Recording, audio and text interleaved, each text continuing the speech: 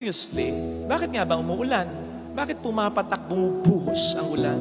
Kasi masyado nang mabigat para sa ulap ang ulan. The sky, the clouds, can no longer handle its heaviness.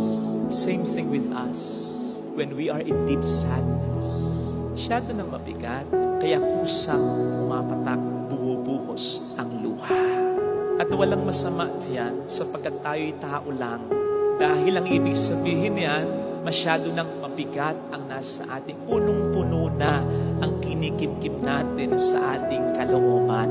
Kaya't ang hindi natin masabi sa salita kung gaano kasakit ang ating mga nararanasan, sinasabi ng ating mga mata sa pamamagitan ng luha. Seriously, bakit nga ba umuulan? Bakit pumapatak bumubuhos ang ulan? Kasi masyado nang mabigat para sa ulap ang ulan. The sky, the clouds,